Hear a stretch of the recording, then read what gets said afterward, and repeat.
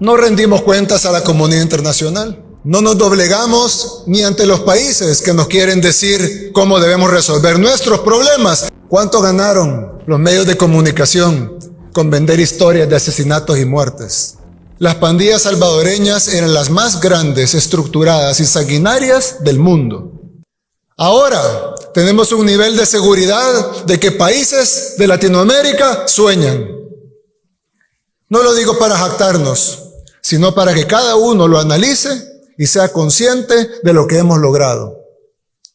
Perdimos el miedo, detuvimos la caída libre en la que veníamos y comenzamos a volar incluso por encima de nuestras expectativas. El país más pequeño de América es ahora ejemplo para países más grandes que cuentan con más recursos, porque los logros en seguridad son irrefutables.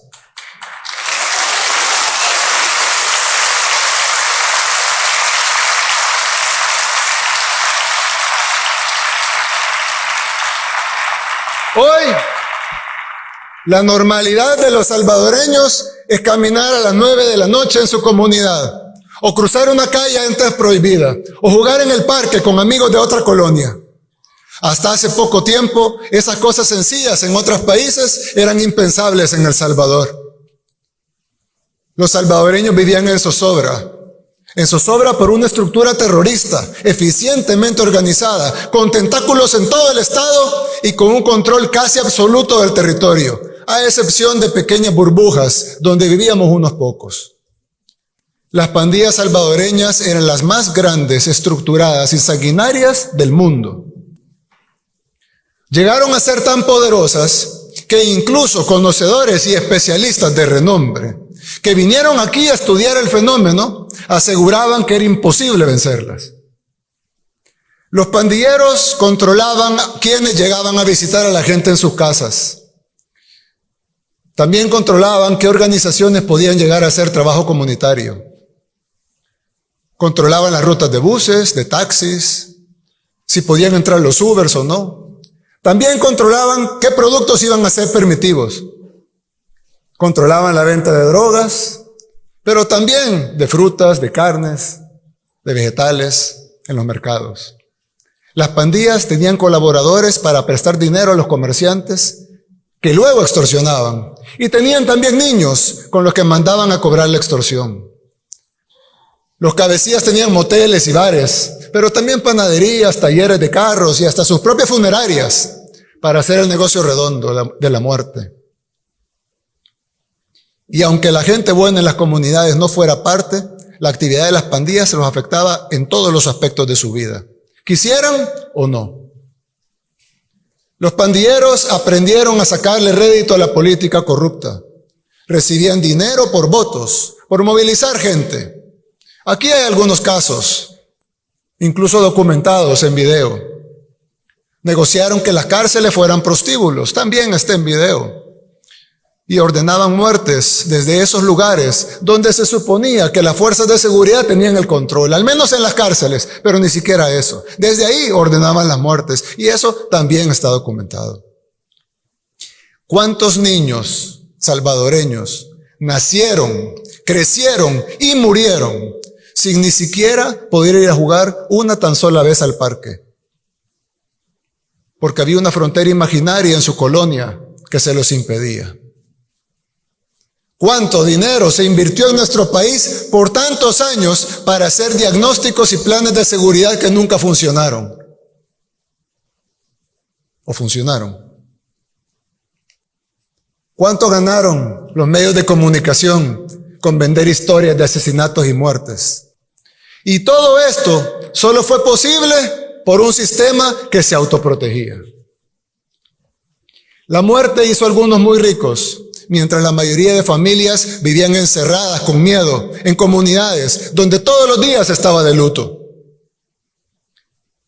Esos traumas que nos dejaron tantas décadas de violencia nos llevarán muchos años a sanar. Si no, lean la encuesta de salud mental, la primera que se hace en el país, que hizo el Instituto Nacional de Salud. Ahí podrán confirmarlo. Yo lo he dicho varias veces. Cambiar un país toma tiempo, en especial un país con tantas urgencias de todo tipo. Por eso, tuvimos que crear nuestro propio método, sin permitir que nadie, nacional o extranjero, nos ordenara qué hacer. Sin tener que cumplir compromisos bajo la mesa, porque los únicos poderes detrás de este gobierno han sido siempre Dios y el pueblo.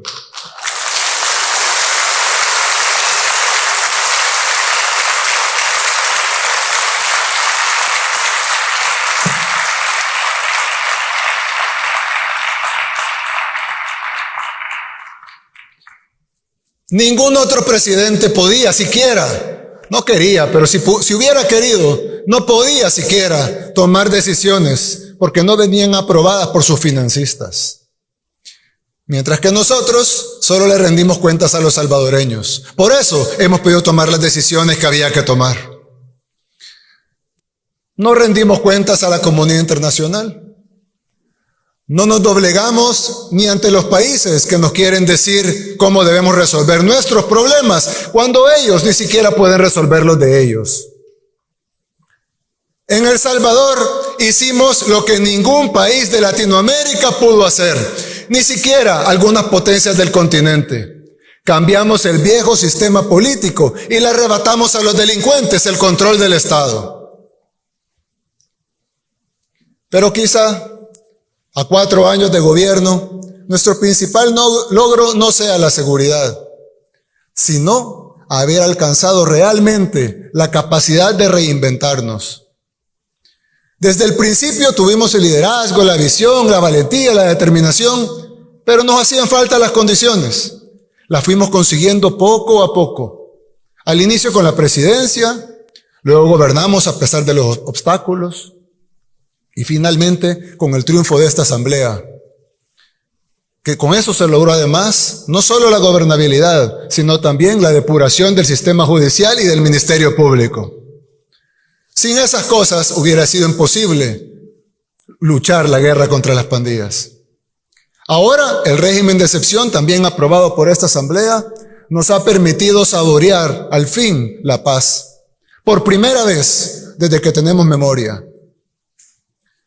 El Salvador es un país pequeño, que no tiene los recursos de las grandes potencias mundiales. Pero aún así, hemos ido arreglando lo que estaba mal.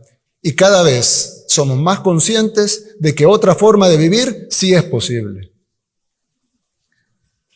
Para un país como el nuestro, que estaba al borde del colapso por la violencia, reinventarse no solo era una necesidad, sino que era vital. Hoy, 4 años después, podemos decirlo sin que suene exagerado. Ya no somos los mismos. Al fin, los salvadoreños ya pueden pensar en otra cosa que no sea evitar que los maten. Ya podemos aspirar a más. El Salvador es otro país. Ahora, de verdad es nuestro. Ahora los comerciantes pueden pensar en cómo vender más, cómo mejorar sus servicios, cómo abrir nuevas sucursales. Ya no están pensando en cómo pagar la extorsión a fin de mes o que los maten por no pagarla. Los jóvenes pueden pensar en un futuro diferente, en lugar de ser únicamente reclutados o asesinados por las pandillas. La gente está pensando a dónde ir o qué más hacer el fin de semana.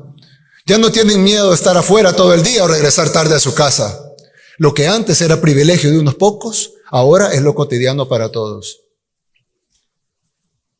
Ahora, lo cotidiano empieza a hacer que los niños jueguen en cualquier parte, que los vecinos se crucen en cualquier calle, sin importar la hora, que en las colonias los desconocidos dejen de ser una amenaza, que las familias ya no estén separadas por fronteras imaginarias, que los espacios públicos sean de verdad públicos. Gracias a mi esposa Gabriela, que las madres embarazadas vayan a sesiones de educación prenatal, cerca de su comunidad, que los niños vengan al mundo con amor. Y que los padres puedan también vivir ese momento. Ahora, lo cotidiano empieza a hacer que la gente vaya al centro histórico en la noche. Conciertos todas las semanas. Que los hoteles y los hostales estén llenos. Que las familias salgan y regresen a sus casas a la hora que quieran. Que los padres lleven a los hijos a sus cubos y a las bebetecas. Que seamos anfitriones de mundiales de surf. que seamos sede de los Juegos Centroamericanos y del Caribe y de Miss Universo. El Salvador es otro país. Ya no somos los mismos. Pero la necesidad de reinventarnos siempre la tuvimos. Esa necesidad siempre estuvo. La diferencia es que ahora tenemos la capacidad y la voluntad para hacerlo. Y lo demostramos con la guerra contra las pandillas. Todavía no estamos donde queremos en muchas áreas que también son importantes. Sin embargo, hay unas decisiones que no podemos seguir aplazando, porque debemos garantizar una mejor gestión pública y tener los recursos necesarios para satisfacer todas las necesidades que nos faltan.